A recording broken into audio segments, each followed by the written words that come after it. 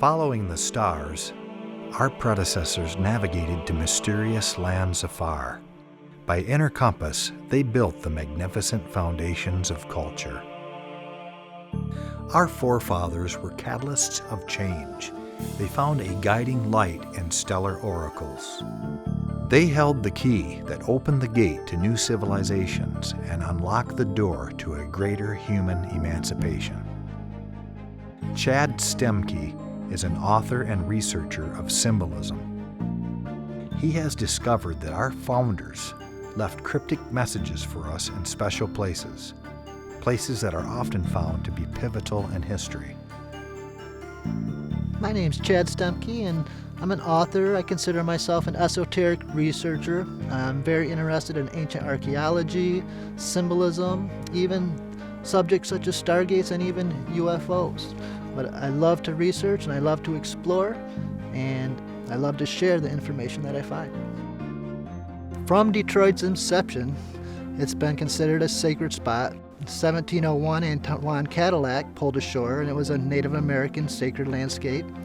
And right up into 1805, when Thomas Jefferson sent Augustus Woodward to town, right after the Great Fire, he came to town and laid out the streets in a sacred fashion, using sacred geometry and Freemasonic symbolism, and he laid out the streets in a pentagram and pentagon fashion. From its inception, Detroit's been a sacred landscape. Our exploration takes us to downtown Detroit. Hart Plaza is an amazing plaza. It sits right at the base of Woodward Avenue and Jefferson Avenue in the shadow of the Renaissance Center on the Detroit River, and it was created in 1974 by a Japanese-American artist, Osamu Noguchi.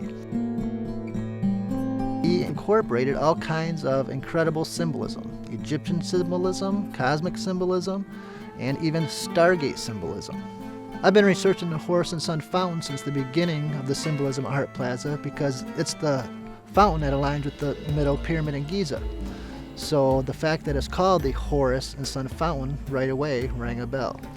Now, Horus is actually Horace Dodge, the automobile pioneer, but many times you'll find synchronicities in these places. Although the fountain is dedicated to Horus and Sun, the actual symbolism to the fountain even incorporates more Egyptian symbolism. What Osamu Noguchi did was, by making the shape of the fountain the way he did, it's identical to the Egyptian goddess Nuit, the sky goddess.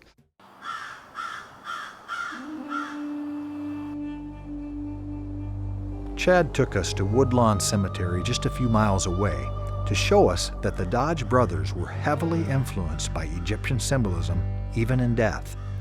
In ancient Egypt, sphinxes were sometimes viewed as guardians of tombs. Back at the plaza, we find even more Egyptian monuments.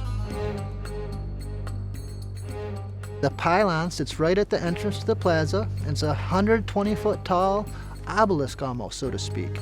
It makes a quarter turn counterclockwise as it ascends, and it occupies the same space that correlates to the Sphinx back in Egypt.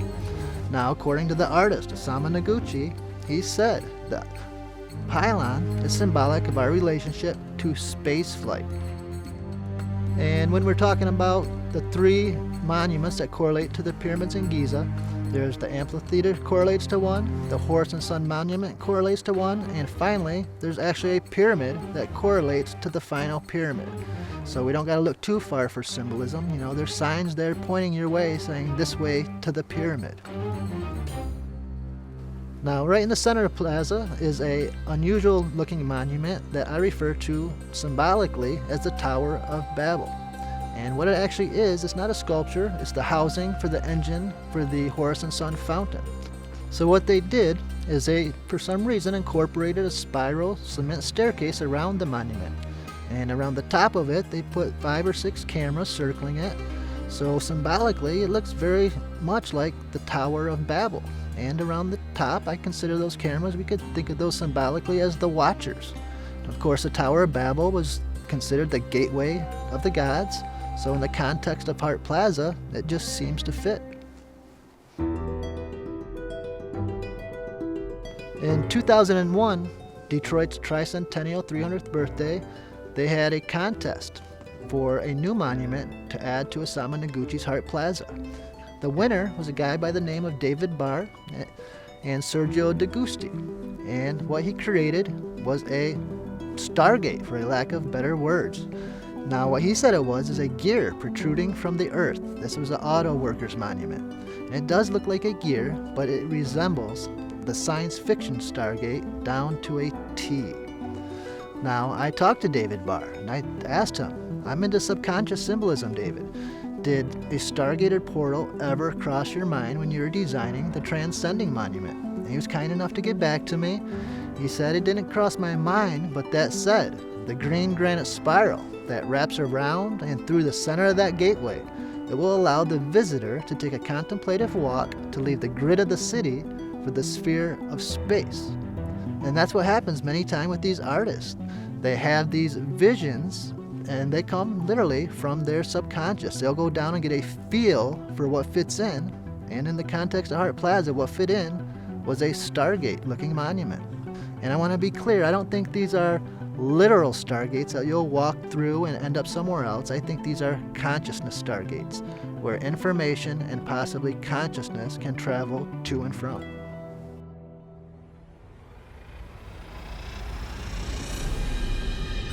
Michigan's a super special place when it comes to all these sacred landscapes and urban portals, and even portals in general, where people can communicate or have been communicating for thousands of years with other realms. It just so happens that some of these places are in our cities, hence Stargate Detroit and Hart Plaza.